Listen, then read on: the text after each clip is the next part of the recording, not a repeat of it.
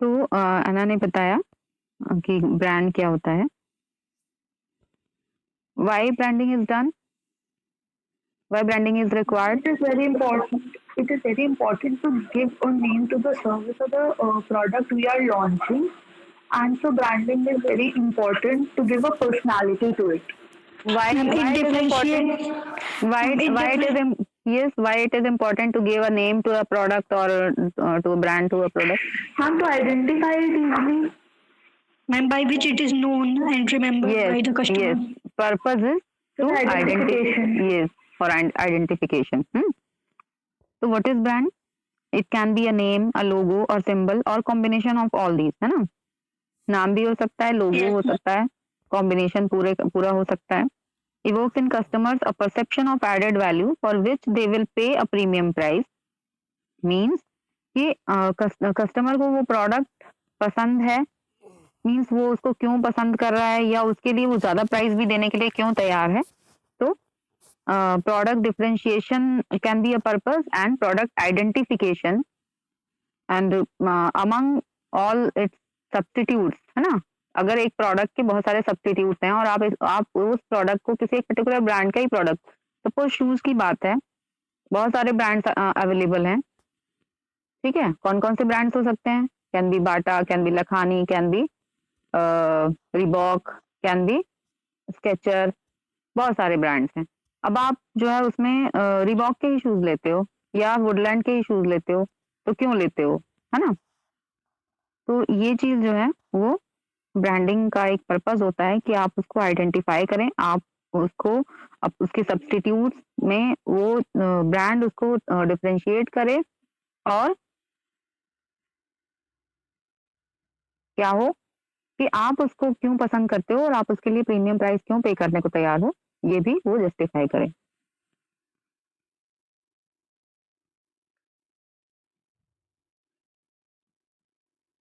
ठीक है. तो इन्होंने क्या कहा, क्रिस स्टेपल्स ने बोला a product with a personality means to give a product its personality, branding is done.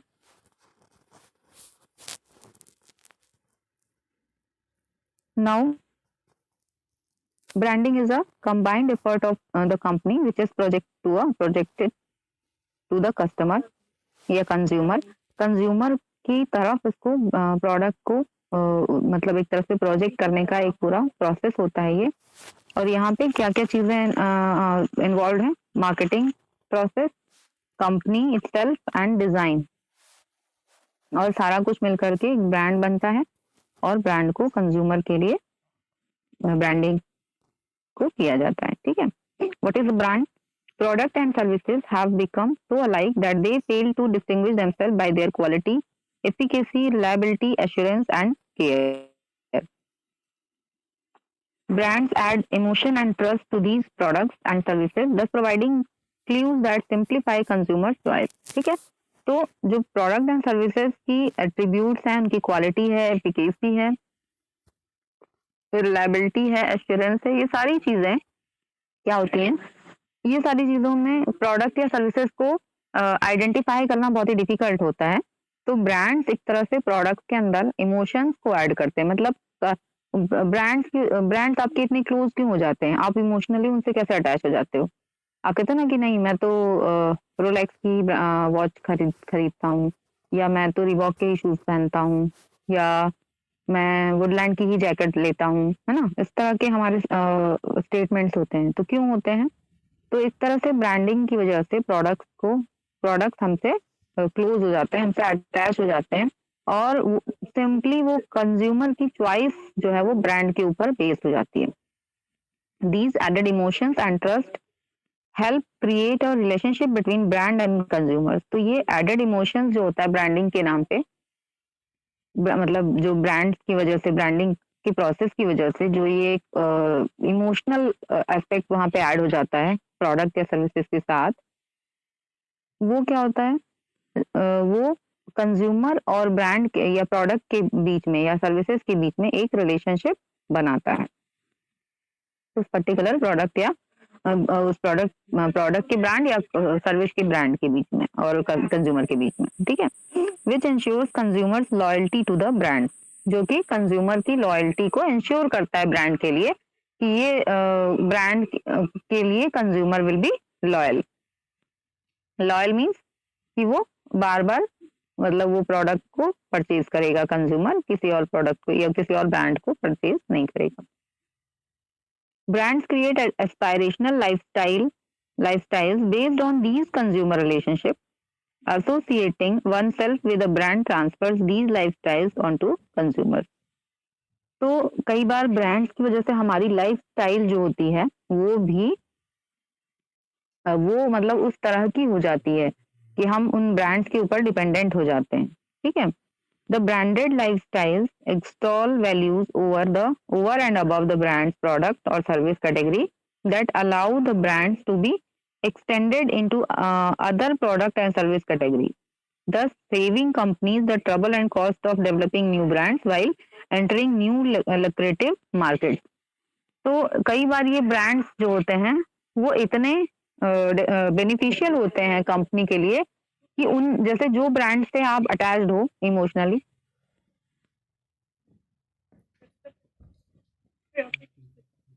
जैसे जिस ब्रांड के लिए आप लॉयल हो, मींस कस्टमर्स आर लॉयल, पहले से वो ब्रांड रिनोन है, कस्टमर्स के लिए कस्टमर्स उससे क्लोज हैं, तो कई बार कंपनीज उसी ब्रांड के अंडर जब न्यू प्रोडक्ट लॉन्च करती है न्यू मार्केट में, जो कि मतलब मार्केट उसको जानता भी नहीं है उस प्रोडक्ट को, बट केवल ब्रांड की वजह से उनके वो प्रोडक्ट भी जो अदर प्रोडक्ट्स हैं न्यू लॉन्च वो भी सक्सेसफुल हो जाते हैं, ठीक है। क्लियर है सबको? Yes, ma'am. The combination of emotions, relationships, lifestyles,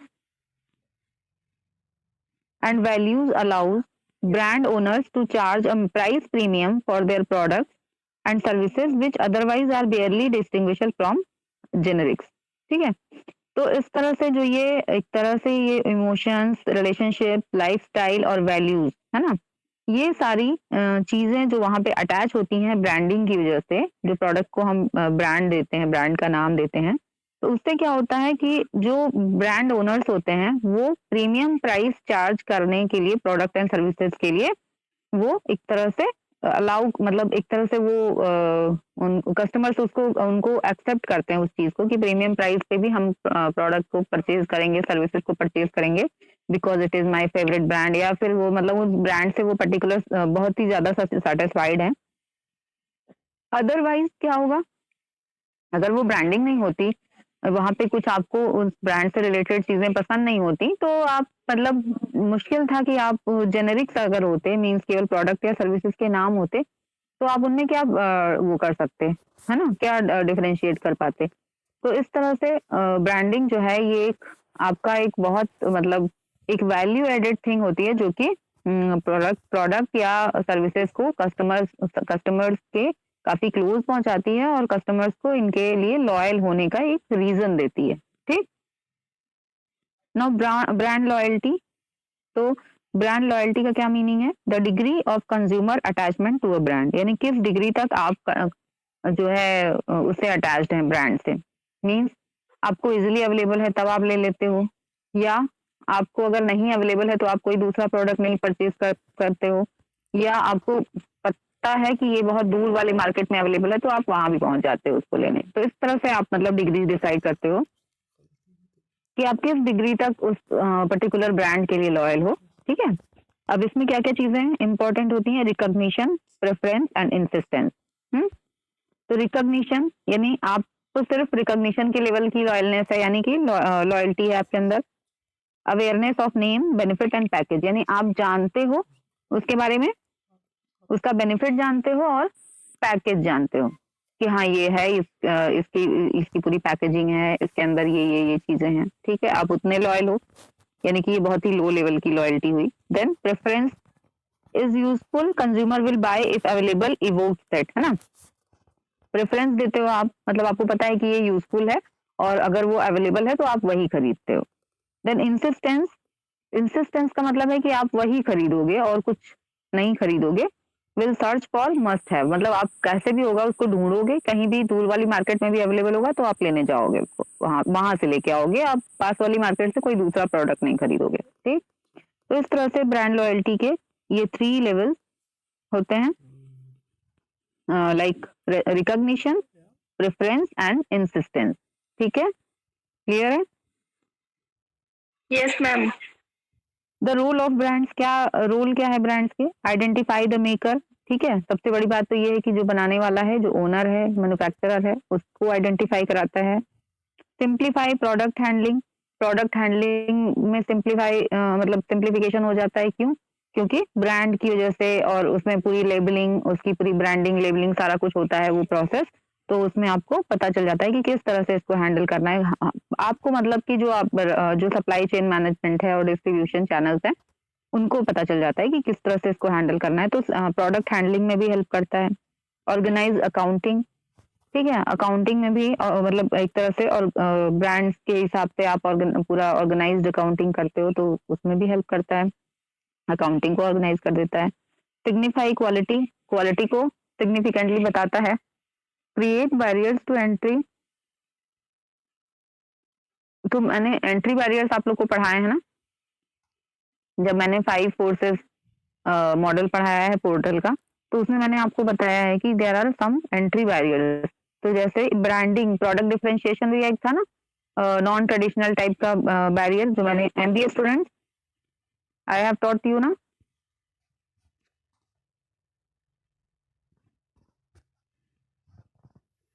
any MBA student is there? एना, शादाब, Yes, वो ma'am. लोग तुम? Yes, Anna. I have taught about 5 forces, Michael Porter's 5 forces model, no? Yes, ma'am. उसमें मैंने आपको एंट्री बैरियर्स पढ़ाए थे, traditional and non traditional. Yes, ma'am. You told us कि इसमें जो जो problems आते हैं मतलब during this marketing when we were studying the topic. I told you that there are some entry barriers due to which pre-exit Yes, ma'am. pre-entry of new entrants will banned, yeah, will they will feel difficulty to enter in any new industry, into any Yes, new ma'am. Yes, industry, ma'am. है ना? Yes, तो there are yes, 2 ma'am. Types of entry barriers, ये आप लोग भी सुन लो, BCom 2 तरह के entry barriers होते हैं। हमने जब मार्केट स्ट्रक्चर्स पढ़े थे ना माइक्रो इकोनॉमिक्स में, तो मार्केट स्ट्रक्चर्स कितने तरह के थे? Perfect competition, monopoly, oligopoly and monopolistic, ये 4 तरह के पढ़े थे। तो हमने परफेक्ट कंपटीशन पढ़ा था, तो उसमें पढ़ा था कि free entry and free exit होता है, उसका कैरेक्टरिस्टिक में पढ़ा था, है ना? एंड मोनोपोली और अदर्स में पढ़ा था कि there are entry barriers, entry and exit barriers in the industry. तो एंट्री बैरियर्स जो होते हैं वो क्या होते हैं? वो 2 तरह से होते हैं, एक तो होते हैं ट्रेडिशनल और दूसरे होते हैं नॉन ट्रेडिशनल। तो ट्रेडिशनल एंट्री बैरियर्स जो होते हैं वो होते हैं लाइक इकोनॉमीज ऑफ स्केल। जैसे कोई इंडस्ट्री है, उसमें नई फर्म एंटर करना चाहती है, तो जो पहले से एग्जिस्टिंग फर्म्स हैं उनका वो देखेंगे कि इनको इकोनॉमीज ऑफ स्केल मिल रहा है, मतलब वो बड़े लेवल पे ऑपरेट कर रहे हैं और उनको उसका बेनिफिट मिल रहा है कुछ भी, है ना? जैसे आप कोई भी काम जब बड़े लेवल पे करते हो, आप होलसेल में सामान खरीदते हो, तो आपको कहीं ना कहीं वहां पे फायदा मिलता है ना। इकोनॉमीज ऑफ स्केल का मतलब स्केल, मास स्केल पे अगर आप कुछ काम करते हो तो वहां पे आपको इकोनॉमिक पड़ता है, वो होता है कि नहीं होता है? yes, ma'am. तो वैसे ही जब नई फर्म्स देखती हैं कि अरे यहाँ तो मतलब जो वो काम कर रही है फर्म, वो बहुत ही बड़ी लेवल पे काम कर रही है और इतनी ज्यादा तो हमारी मतलब इतना हमारे पास कैपिटल नहीं है, तो इस तरह से वो फर्म फिर एंटर करने से थोड़ा हिचकती है नई इंडस्ट्री में। इसी तरह से बहुत सारे वहाँ पे ट्रेडिशनल होते हैं ये एंट्री बैरियर्स, जैसे कॉस्ट एडवांटेज। मान लो जो पहले से फर्म है, उन्होंने जो लैंड और बिल्डिंग ली, उनको बहुत सस्ते में मिल गई, अब वहाँ पे नई फर्म आने वाली है तो उनको बहुत महंगी बिल्डिंग मिल रही है, बहुत महंगी लैंड मिल रही है, तो वही कॉस्ट एडवांटेज हो जाता है, तो वो आने से डरेंगी, मतलब cost advantage to existing firm. फिर ऐसे ही वहाँ पे और भी होते हैं entry barriers, like requirement of capital. अब अगर नई फर्म सोचती है कि बहुत ज्यादा रिक्वायरमेंट है कैपिटल का, तो हम कहाँ से फंड रेज करेंगे, तो वो आने से डरेगी। अब कुछ नॉन ट्रेडिशनल होते हैं, ये नॉन ट्रेडिशनल एंट्री बैरियर्स होते हैं। तो नॉन ट्रेडिशनल जो एंट्री बैरियर्स होती है वो फर्म्स खुद क्रिएट करती हैं, जैसे कि उनकी बहुत ही ज्यादा परफेक्ट जो होती है मैनेजमेंट टीम अगर है, तो उससे नई फर्म जो भी होगी आने से डरेगी कि अरे यार इनके जैसा मैनेजमेंट तो हम कर ही नहीं पाएंगे, या टेक्नोलॉजिकली वो जो है एडवांस्ड है बहुत ज्यादा, या प्रोडक्ट डिफरेंशिएशन उनके अंदर बहुत अच्छा है, मतलब उनका प्रोडक्ट यूनिक है, तो नई फर्म सोचेगी हम इसका प्रोडक्ट बना ही नहीं पाएंगे। तो वही चीज है ब्रांडिंग के केस में, branding itself acts as a entry barrier, कि जो ब्रांड बहुत ज्यादा पॉपुलर है, बहुत ज्यादा मतलब सक्सेसफुल है, तो नई न्यू एंट्रेंट्स जो होंगे उस इंडस्ट्री के लिए, वो उस वो पर्टिकुलर ब्रांड से थोड़ा सा टक्कर लेने में डरेंगे। ठीक है, कॉन्सेप्ट क्लियर हो रहा है सबको? तो इस तरह से जो ब्रांडिंग होती है वो it creates a barrier to entry. ठीक, फिर serve as a competitive advantage. अब ब्रांडिंग, जिसका ब्रांड ज्यादा सक्सेसफुल है तो उसको अपने राइवल्स के ऊपर या अपने कॉम्पिटिटर्स के ऊपर सक्सेस मिल रही है, यानी कि वो सक्सेसफुल हो रहा है उनके उनके कंपैरिजन में, तो ही मतलब that firm will get competitive advantage over its rivals due to successful branding. Then secure price premium. तो यहाँ पे अगर प्राइस जो है वो थोड़ा सा हाई भी रहते हैं, तो जो ब्रांड सक्सेसफुल हैं, जो कस्टमर्स लॉयल हैं जिन ब्रांड्स के लिए, तो उनको मतलब वो प्राइस जो है वो प्रीमियम प्राइस भी पे करने को कस्टमर्स तैयार हैं। प्रीमियम प्राइस मीन्स थोड़ा सा ज्यादा प्राइस। प्रीमियम प्राइसिंग का आपने एग्जांपल देखा होगा ना, प्रीमियम तत्काल होता है ना ट्रेन्स में, कि जब वो जैसे जैसे तत्काल के बाद जो है वो बुक होती हैं, और जैसे जैसे सीट्स कम होती हैं तो उनमें वो ये प्राइसेस बढ़ते जाते हैं। या आप एरोप्लेन Yes, वही ma'am. आप फ्लाइट के टिकट करते हो आप, तो वहां भी प्रीमियम प्राइसिंग होती है कि जैसे जैसे सीट्स कम होती जाती हैं वैसे वैसे प्राइसेस फिर इंक्रीज होते जाते हैं। Ma'am, the flight tickets are based on if we book it for before 1 month, so it has nominal charges. But as we Yes. book it 1 or 2 days before our trip, They then are going to charging charge premium 3x. prices. Yes, ma'am, 3x, like 2000 का 7000. Yes, हाँ 3 times हो जाते हैं। And अगर अब लगता है कि now booking will not be done and flight means will be vacant, then तो फिर वो प्राइसेस फिर से कम कर देते हैं। तो इस तरह Yes, से ma'am. तो जहाँ जो प्राइस इंक्रीज वाला जो सिस्टम होता है that is called as premium pricing. तो अगर आप प्राइस को थोड़ा सा मतलब ब्रांडिंग की वजह से जो मैन्युफैक्चरर्स हैं वो क्या करते हैं कि प्राइस को थोड़ा सा हाइक करके भी कस्टमर को ऑफर करते हैं, तो customer are ready to pay that premium price. Okay, now what is branding? Branding is endowing products and services with the power of the brand, यानी कि ब्रांड की पावर के साथ प्रोडक्ट या सर्विसेज को एंडो करना, ये हम कहते हैं इसको branding. What is brand equity? Brand equity क्या होता है? व्हाट इज ब्रांड इक्विटी है ना?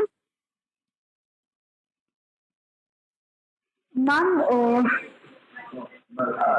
equity I've heard in the share market. So Yes, but in case of brand,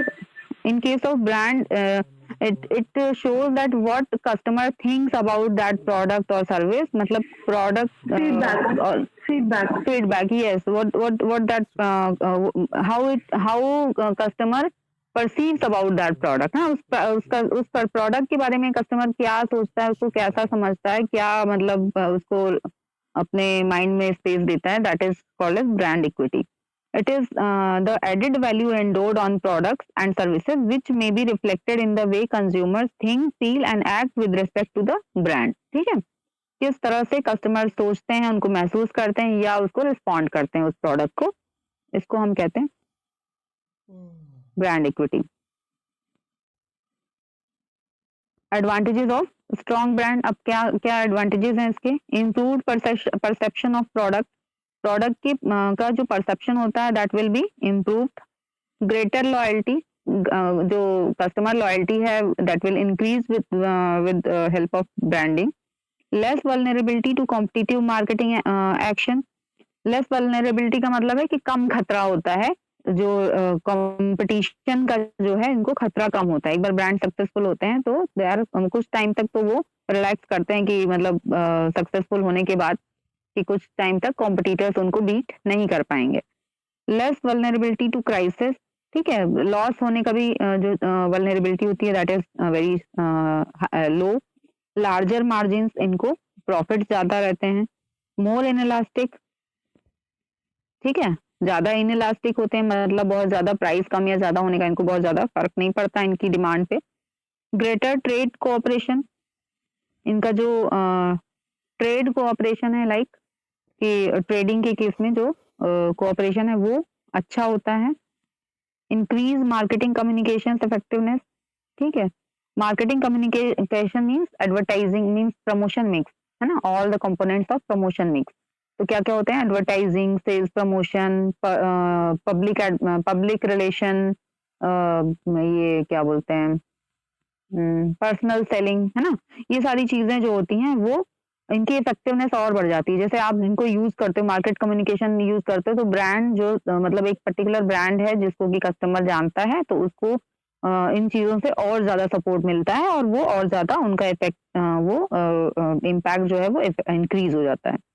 possible licensing opportunities, है ना, इस तरह से आपको लाइसेंसिंग अपॉर्चुनिटीज भी मिलती हैं, क्योंकि आपने ब्रांड वगैरह जब रजिस्टर, अभी मैं ब्रांडिंग अभी नेक्स्ट क्लास में, आज नहीं कल कराऊंगी, कि ब्रांडिंग को किस तरह से, ब्रांड्स को हम रजिस्टर करते हैं, किस तरह से ब्रांड को जनरेट करते हैं, है ना।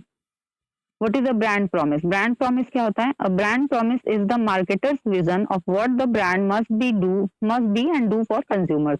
तो एक ये जो है ना, जो मार्केटर्स होता है, यानी जो ब्रांड ओनर है, वो एक तरह से विजन अपना रखता है ब्रांड प्रॉमिस के रूप में, कि हम कस्टमर्स के लिए क्या करना चाहते हैं और हम क्या करेंगे, और मतलब कस्टमर्स को क्या हमसे फायदा हो सकता है। तो ये सारी चीजें वो ब्रांड प्रॉमिस में अपने बताते हैं। इंटीग्रिटी ऑफ ब्रांड, तो इंटीग्रिटी ऑफ ब्रांड क्या है? Brand is a promise to achieve certain result, deliver a certain experience और act in a certain way, a promise that is conveyed by everything people see, hear, touch, taste or smell about your business, ठीक है। अब इसमें क्या क्या चीजें हैं? Product packaging है, वेबसाइट्स हैं, लोगो है, एडवर्टीजमेंट है। तो ये एक तरह से जो आप मतलब जो ब्रांड ओनर ने जो प्रॉमिस किया है, उसको किस तरह से कस्टमर को वो क्या चीजें वो प्रोवाइड करेगा, किस तरह से कस्टमर उसको पूरा ग्रास्प कर सकता है, ये सारी चीजें आ जाती हैं ब्रांड प्रॉमिस में। Now what is brand identity, ठीक है। ब्रांड आइडेंटिटी क्या है? A promise that gets kept consistently, मतलब आप किसी ब्रांड को कैसे आइडेंटिफाई करते हो? तो जो ब्रांड प्रॉमिस होता है वो कंसिस्टेंटली वो फुलफिल किया जाए, मतलब आपको हमेशा वो प्रॉमिस जो है वो आपको महसूस हो कि वो प्रॉमिस हमसे जो किया गया था वो पूरा होता रहा है, यानी कि ब्रांड से जो आपकी एक्सपेक्टेशंस हैं वो आपको फुल्ली मिलती रहें, वो आपको मतलब आपको जो वैल्यू चाहिए ब्रांड से वो आपको मिलता रहे। एक्सपेक्टेड वैल्यू जो है वो आपका वो हमेशा आपको रिसीव्ड वैल्यू के इक्वल हो या ज्यादा हो, है ना। Then it creates a personality and a life for your products and services. तो ये प्रोडक्ट्स और सर्विसेज इटसेल्फ को एक पर्सनालिटी या लाइफ देते हैं, ब्रांड्स जो होते हैं। A unique and consistent look, feel, tone and voice for all communication. तो एक मतलब एक आपको एक जीता जागता जैसे इंसान होता है, उस तरह की फीलिंग एक प्रोडक्ट या सर्विस से, ब्रांड की वजह से महसूस होता है। मतलब हम किससे जुड़े होते हैं? हम प्रोडक्ट से नहीं जुड़े होते।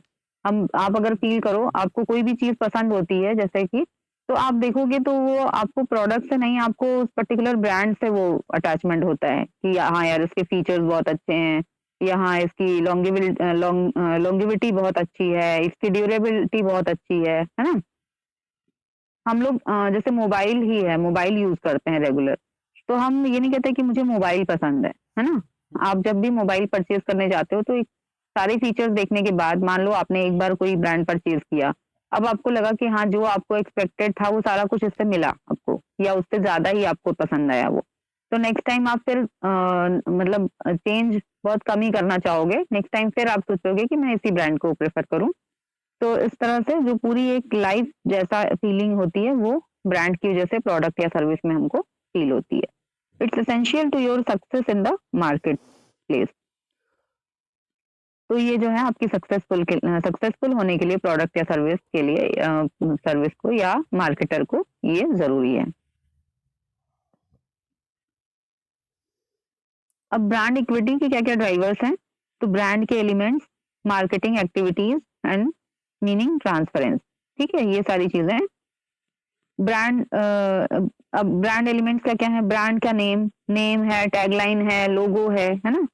Brand promise, the single most important thing your organisation promises to deliver every time, यानी कि क्या एक चीज वो हमेशा डिलीवर करने के लिए उन्होंने प्रॉमिस किया है आपको, कि कुछ और मिले ना मिले, जो उन्होंने एक चीज उस पर्टिकुलर ब्रांड से डिलीवरी के लिए प्रॉमिस किया है वो तो मिलेगा ही मिलेगा। जैसे कि ड्यूरा लाइफ वो सेल्स हैं जो, है ना, ड्यूरा सेल्स, है ना, तो उसमें उन्होंने वो प्रॉमिस किया है कि वो चलता ही जाएगा। ये जैसे फेविकोल का हमने देखा है, तो फेविकोल है तो उसमें उन्होंने क्या प्रॉमिस किया है कि एक तरह से जो उनकी टैगलाइन है, फेविकोल का मजबूत जोड़ है टूटेगा नहीं। ठीक है, तो इस तरह से वो कुछ ना कुछ जो एक पर्टिकुलर प्रॉमिस करते हैं किसी एक पर्टिकुलर ब्रांड के लिए, तो वो चीज तो एटलीस्ट डिलीवर होनी ही होनी चाहिए कस्टमर को। Okay, then brand personality, what you want your brand to be known for, है ना, आप अपने ब्रांड को किस वजह से मतलब जो फेमस होना करना चाहते हो, या किस वजह से चाहते हो कि लोग जाने। फन की वजह से, सीरियसनेस की वजह से, मैजिकल है, फोर्सफुल है, मतलब आपके ब्रांड की का एक जो कह सकते हो आपकी एक्सटर्नल अपीयरेंस कुछ अगर आप समझ में आए कि उसको किस तरह से कोई जान जाए, तो वो चीज होती है brand personality. Then brand association, colours, tag lines, images, fonts, uniforms, equipments, है ना, जो भी चीजें आप वहाँ पे ब्रांड के साथ एसोसिएटेड चीजें वहाँ पे यूज करते हो, उसको हम कहते हैं ब्रांड एसोसिएशन। तो ब्रांड रिकॉग्निशन मीन्स इक्विटी, यानी कि आप कैसे ब्रांड को रिकॉग्नाइज करते हो, आप उसके बारे में क्या सोचते हो। ब्रांड प्रेफरेंस या लॉयल्टी, या इसी को आप लॉयल्टी, और उसका लॉयल्टी का बिल्कुल जो फाइनल वर्जन है वो है ब्रांड इंसिस्टेंस। मैंने बताया था आपको ना कि ब्रांड प्रेफरेंस, ब्रांड लॉयल्टी कितने तरह, मतलब किस किन किन लेवल की होता है, कि ब्रांड रिकॉग्निशन होता है, देन ब्रांड प्रेफरेंस होता है, एंड देन ब्रांड इंसिस्टेंस होता है, then brand awareness and brand association. तो ब्रांड रिकॉग्निशन क्या है, अवेयरनेस, लॉयल्टी, क्वालिटी, इमोशन, ये सारी चीजें मिलकर के होता है। ब्रांड प्रेफरेंस क्या है, the degree to which customer are committed to further purchases, for example I will always buy Reebok, है ना, तो ये ब्रांड इंसिस्टेंस हो गया। Ma'am, brand I aware, guess there is a lot of disturbance. I can't hear you. कोई disturbance है और सबको भी सुनाई दे रहा है क्या? No, ma'am. It's No, clear. ma'am. My voice is clear? Yes, Yes, ma'am. ma'am. Yes, ma'am. है ना, I think from my side there is not any disturbance. Okay, okay, ma'am, I'll rejoin the class. Okay okay, I'm re-sharing the PPT.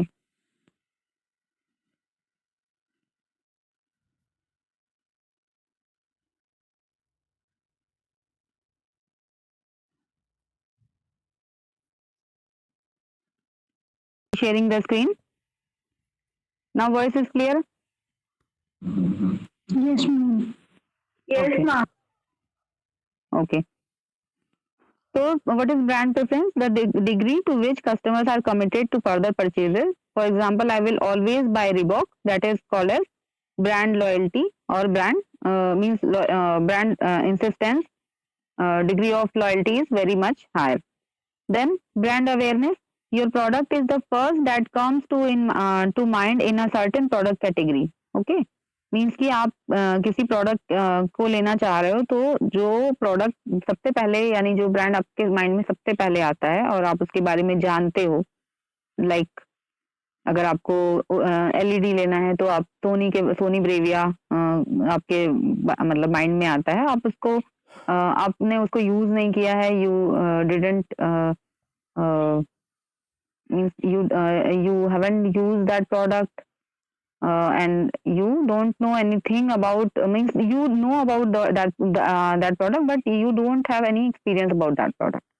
तो इस तरह से then brand association, the link to favorable images, celebrities, geographical regions. ठीक है, तो क्या है मतलब उससे रिलेटेड जो भी हमें इमेजेस या लोगोज या कुछ भी पिक्चर्स वगैरह याद आती हैं, उसको हम ब्रांड एसोसिएशंस कहते हैं। जो भी उससे रिलेटेड चीज से आप उसको रिकॉग्नाइज करते हो ब्रांड से। ठीक है, ये प्रोडक्ट, ठीक है, ये तो हो गया।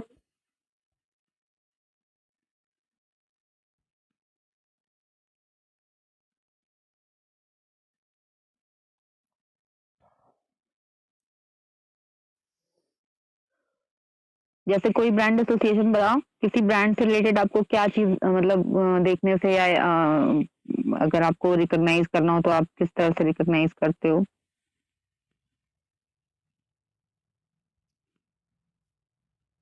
Ma'am, by the name or logo. Ma'am, trademark. Okay. Trademark, yes. ऐसा लगता है Basically, ma'am, the name is enough. Like, if we have to search for any product, name is very much equals to something finding so easy.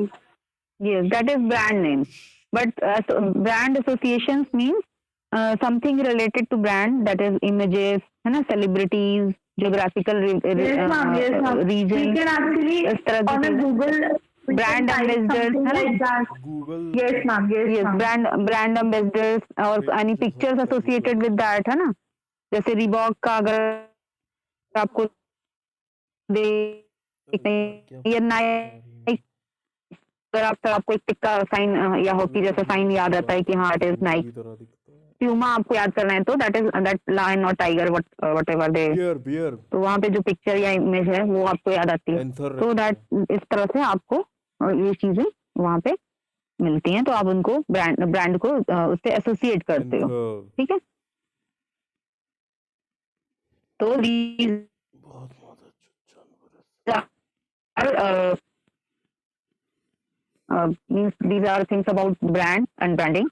In tomorrow's class, we will discuss about how to branding is done and what are the strategies related to branding the means marketers apply in their marketing activities. Okay, तो branding strategies और branding कैसे होती है ये हम कल की class में पढ़ेंगे।